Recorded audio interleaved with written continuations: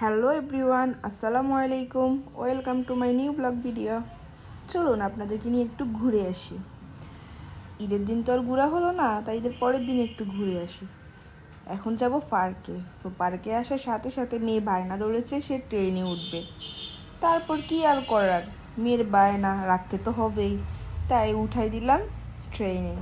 আর এটাই হলো ওর জীবনের ফার্স্ট টাইম আমাদেরকে ছাড়া কোনো একটা রাইডে চড়া। আর আমরা দুজন এখান দিয়ে খুবই ভয় পাচ্ছিলাম একা একা।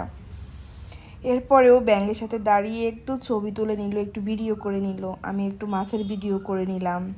এরপরে দেখুন কি সুন্দর হরিণগুলো খাচ্ছে, খেলছে, ঘুমাচ্ছে। ওদের কোনো টেনশনই নাই, যেরকম পারছে ওরকমই করছে, একদম স্বাধীন মানুষের মতো। আর এখান দিয়ে মেয়ে আমার দাঁড়িয়ে দাঁড়িয়ে দেখছে।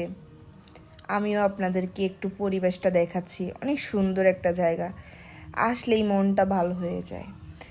আমার বেশিরভাগ মন খারাপ থাকলেই আমরা এখানে চলে আসি ঘোরাঘুরি করি, মনটা ভালো হয়ে যায়।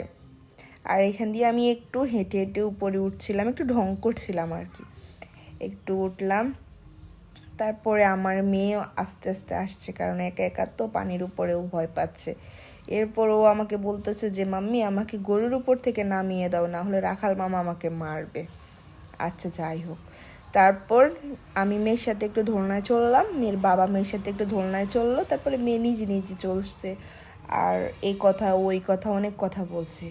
আর দেখুন কত সুন্দর লাগছে, যেমন আকাশটা তেমন পরিবেশটা, মানে একদম এক কথায় আপনার মনটা একেবারে ভালো করে দিবে। যদি আপনার মন খারাপ থাকে এই জায়গায় চলে আসতে পারেন। এরপরে নৌকায় চড়তে পারবেন, সমস্যা নেই, কিন্তু আমার সাথে তো বাচ্চা ছিল তাই আমরা নৌকায় চড়লাম না। তারপরে এই যে মেয়ে আমার এখনও ঘুরতেছে, ওর নাকি খুবই ভালো লাগছে। এরপরে এই যে দেখুন আবার চারপাশটা কত সুন্দর লাগছে, তাই না? একদম প্রাকৃতিক পরিবেশ, গ্রামের না থাকিও গ্রামের ভাব, ভালোই লাগে। এরপরে আপনাদের সাথে কথা বলতে বলতে ক্ষুধা লেগে গেছে, তাই খেতে আসছে। এখান দিয়ে তারা বাবা মেয়ে খাইতেছে, আমাকে একটা বড় জিজ্ঞেস করতেছে না যে তুমি কি খাইবা। কি আর করার, আমাকে যদি তারা খাওয়ায় তাহলে সে আমি খাবো, আর না খাওয়াইলে তো কিছুই করার নাই।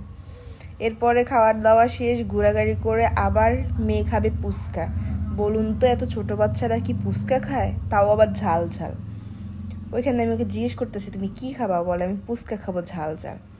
আর এখান দিয়ে ফুচকা টুচকা আমাদের খাওয়া শেষ, বাসায় যাব এখন, বাই বাই।